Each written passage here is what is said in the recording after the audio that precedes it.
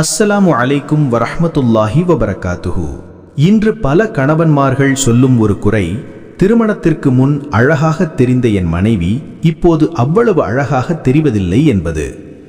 ஆனால் மற்ற பெண்கள் மட்டும் அழகாக தெரிவது ஏன்? இதற்கு பின்னால் இருக்கும் ஆன்மீக காரணங்களை நீங்கள் அறிவீர்களா? அல்லாஹ் குர்ஆனில் கூறுகிறான், முஃமினான ஆண்களுக்கு நீர் கூறுவீராக, அவர்கள் தங்கள் பார்வைகளை தாழ்த்தி கொள்ளட்டும். அந்நூர் 30. ஒரு மனிதன் அந்நிய பெண்களை பார்க்கும்போது அவனது பார்வையில் ஷைத்தான் விஷத்தை ஏற்றுகிறான். ஹராமானவற்றை பார்க்கும் கண்கள் ஹலாலான மனைவியின் அழகை ரசிக்கும் தன்மையை மெல்ல மெல்ல இழந்து விடுகின்றன. நபிகள் நாயகம் ஸல்லல்லாஹு அலைஹி வஸல்லம் அவர்கள் கூறினார்கள், ஒரு பெண் வீட்டை விட்டு வெளியே வரும்போது ஷைத்தான் அவளை அலங்கரித்து காட்டுகிறான். திர்மீதி.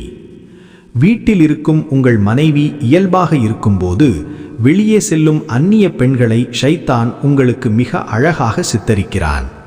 உங்கள் மனைவியிடம் இருக்கும் குறைகளை மட்டும் பெரிதுபடுத்தி காட்டி அந்நிய பெண்களிடம் இல்லாத அழகை இருப்பது போல் காட்டுவது ஷைத்தானின் வேலை.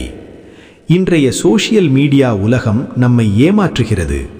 இன்ஸ்டாகிராமிலும் சினிமாவிலும் மேக்கப் போட்டு வரும் பெண்களுடன் நாள் முழுவதும் நமக்காகவும் நம் குழந்தைகளுக்காகவும் உழைத்து சோர்ந்து போயிருக்கும் மனைவியை ஒப்பிடுவது மிகப்பெரிய அநீதியாகும்.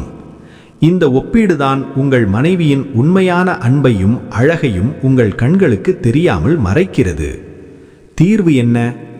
அந்நிய பெண்களை பார்ப்பதை தவிர்த்தால் மட்டுமே உங்கள் மனைவியிடம் இருக்கும் பேரழகு உங்கள் கண்களுக்கு தெரியும். உங்கள் மனைவிக்காக தன்னை அலங்கரித்துக் கொள்ள நேரத்தையும் வாய்ப்பையும் கொடுங்கள். அவளை பாராட்டுங்கள். யா அல்லாஹ், என் மனைவியின் மீது எனக்கு பிரியத்தை ஏற்படுத்து, என் பார்வையை ஹராமானவற்றிலிருந்து பாதுகாப்பாயாக என்று பிரார்த்தியுங்கள். கண்ணியமானவர்களே, ஒரு பெண்ணின் உண்மையான அழகு அவளது முகத்தில் மட்டுமல்ல, அவளது தக்குவாவிலும் உங்களை அவள் கவனித்துக் கொள்ளும் விதத்திலும் இருக்கிறது. ஹலாலான உறவில் நிம்மதியை தேடுங்கள். இந்த வீடியோ உங்களுக்கு பயனுள்ளதாக இருந்தால் மற்றவர்களுக்கும் பகிருங்கள். இதுபோன்ற பல இஸ்லாமிய தகவல்களுக்கு நமது இஸ்லாம் டிவி சேனலை சப்ஸ்கிரைப் செய்யுங்கள். ஜஸாக்கல்லாஹு ஹைரன்.